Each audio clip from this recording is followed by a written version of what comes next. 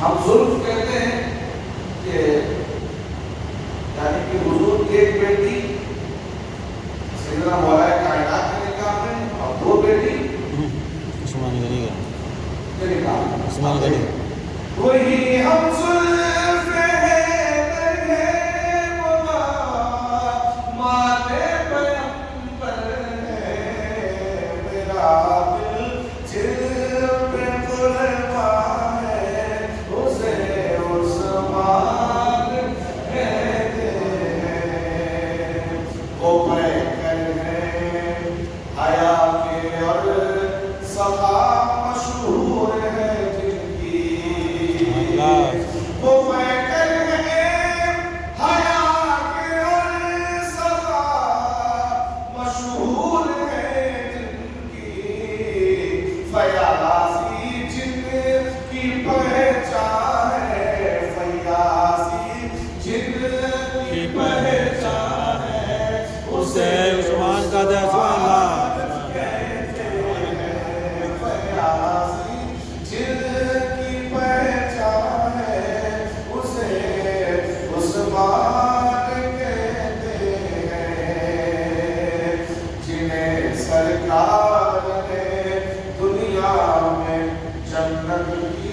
بشارت دی سرکار نے دنیا میں جنت کی بشارت دی جنہیں سرکار نے دنیا میں جنت کی بشارت دی مکمل جن کا ایمان ہے مکمل جن کا ایمان ہے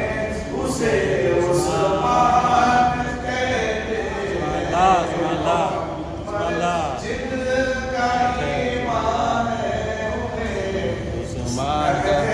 عثمان کہتے ہیں جنہیں سرکار نے دنیا میں جنت کی بشارت دی مکمل جن کا ایمان ہے انہیں عثمان کہتے ہیں اور آخری شعر کئی ایام تک رکھا گیا تھا تشنلب جن کو شہادت سے پہلے بلوائیوں نے یعنی آپ کے گھر کو اپنے حساب میں لے لیا تھا اب سے لے لیا تھا آپ کو اس میں محسوس کر دیا تھا غیر کر دیا تھا انہیں کے گھر میں سیدنا عثمان غنی جب آپ امیر تھے لشکر تھا آپ کے پاس، کیا تھا؟ لشکر تھا، سپاہی تھے، لوگ تھے آپ کے، اشارہ کرتے تو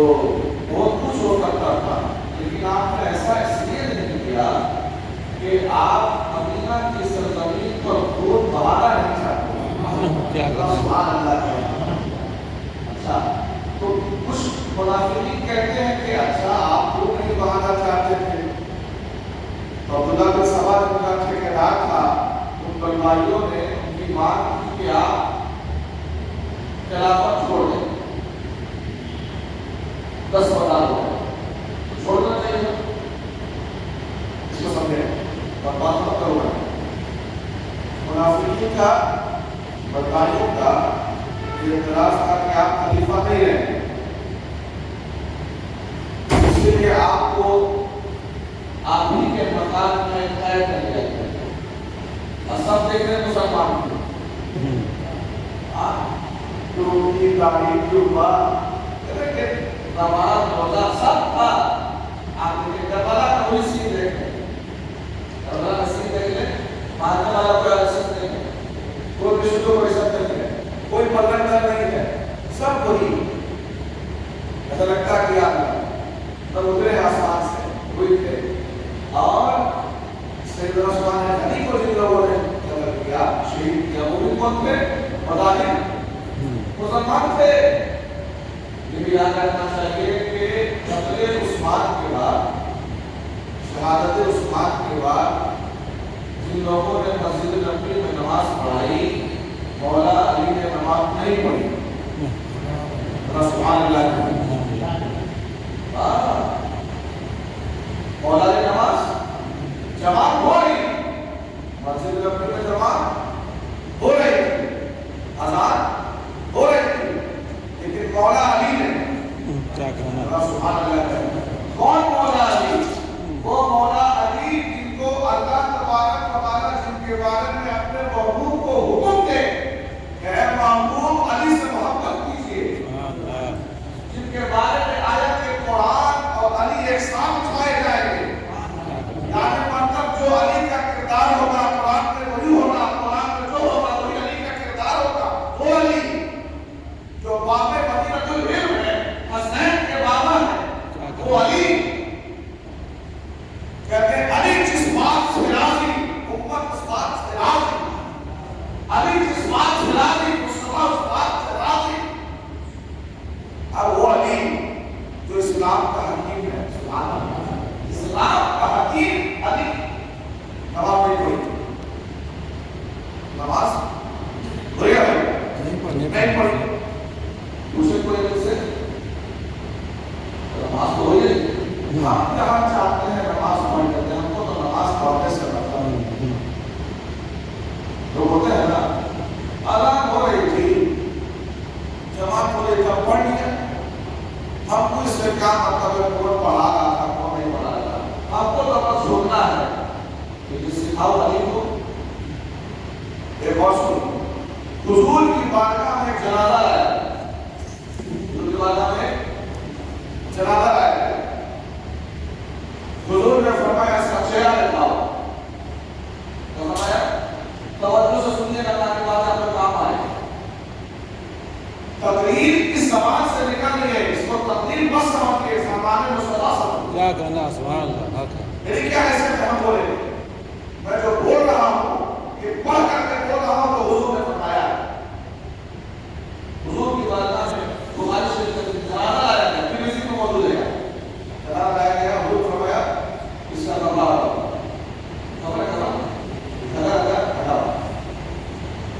سارے جنازے کے بارے میں موضوع نہیں کہتے ہیں، کیا کہنا؟ سارے جنازے کے بارے میں موضوع نہیں کہتے ہیں، لیکن حضور کو معلوم ہے کہ اس کے اندر کیا ہے، کیا کہنا؟ سبحان اللہ۔ ہے پیٹ نہیں ہے، لیکن حضور کو کیسا ہے انکار کپڑا ہٹاؤ، کپڑا ہٹایا گیا، حضور فرمایا کہ اس کا میں اس کا نعرہ نہیں پڑھتا، اللہ حضور جو صحابہ رحمۃ للعالمین ہیں، توجہ خالی محفل میں بیٹھنے سے کام نہیں چلتا، جو بات حضور نے ہم تک پہنچائی ہے اس پر عمل کرنے سے بات ہے۔ اللہ حق ہے، بس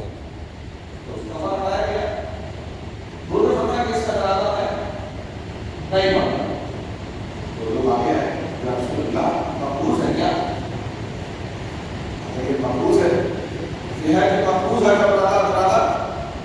نہیں پڑھتا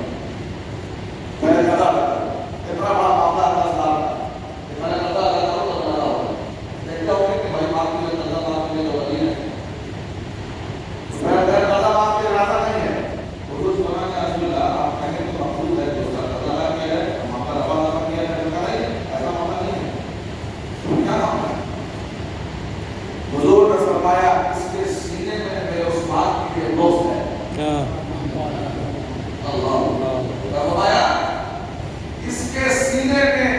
جگہ دیکھیں آیا سبحان اللہ سبحان اللہ جو کہ تو بات ہے سن کے فرمایا کہ اس کے سینے میں میرے اس بات کی رب العالمین سے کہے سبحان اللہ یہ جملہ بتا رہا ہے کہ عثمان کون ہے یہ جملہ بتا رہا ہے کہ عثمان کیا ہے حضور نے فرمایا اس کے سینے میں میرے عثمان کے لیے دوست ہے لہذا میں اس کا جنازہ نہیں پڑھتا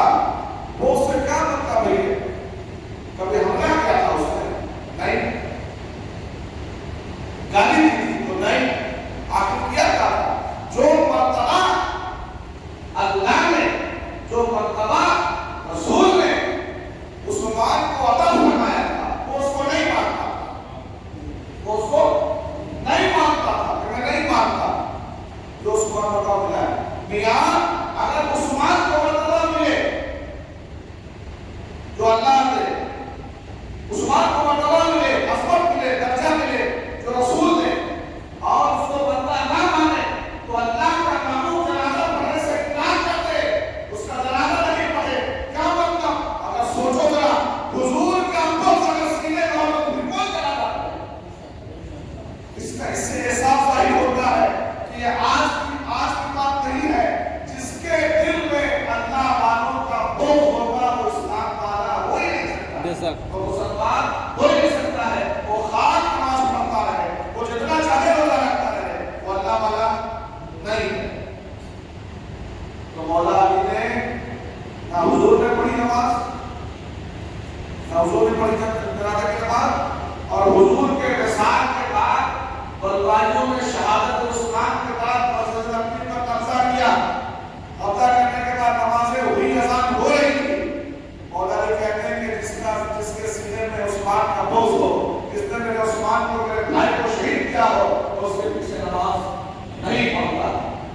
آج بھی اور قیامت تک جو اللہ والوں کے تعلق سے اپنے سینے میں بغض رکھے گا سنی محبت رسول میں پڑھنے والا عاشق رسول میں اس کے پیچھے نماز نہیں بے شک یہ صورت رہی ہو تو کربلا میں بھی یہ ہوا یہ صورت وہی تھی ایمان والوں کی اور یہاں وہی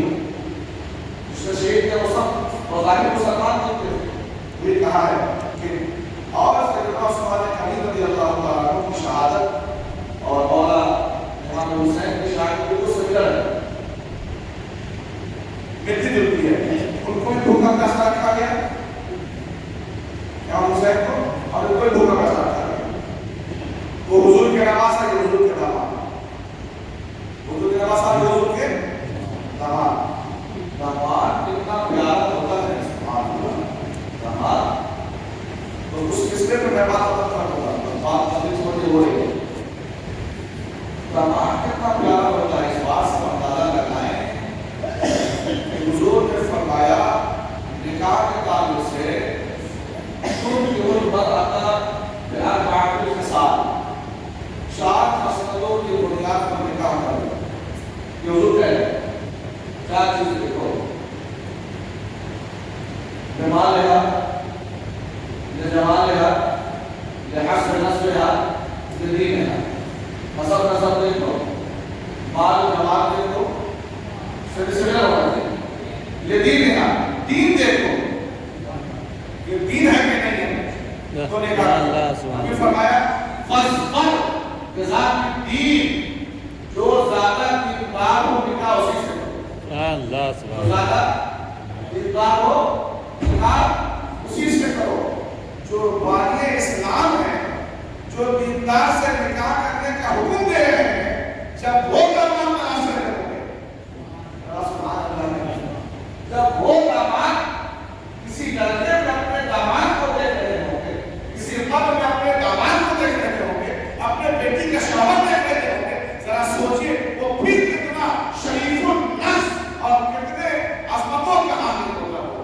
جن کو دیکھا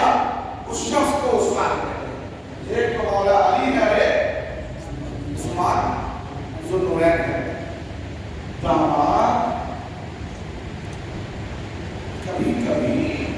بیٹے سے زیادہ گردار ہو جاتا ہے، بیٹے سے زیادہ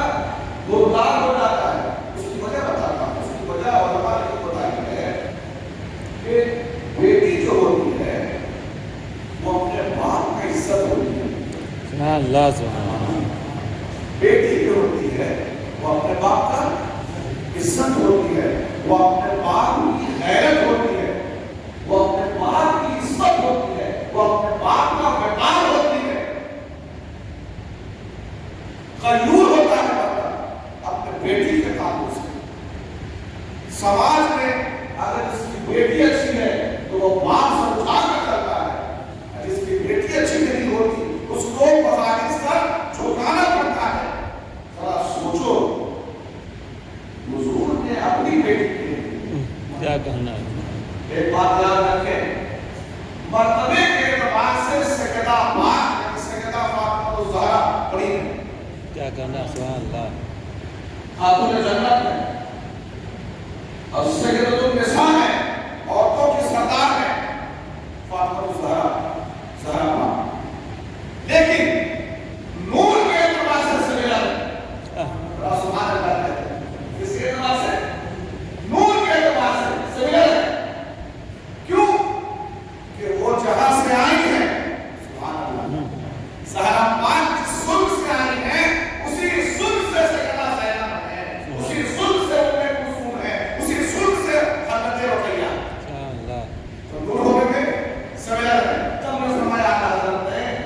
نور کی سرکار سے پایا دوشالہ نور کا، سبحان اللہ نور کی سرکار سے پایا دوشالہ نور کا، وہ مبارک ذوالنورین جوڑا نور کا۔ سبحان اللہ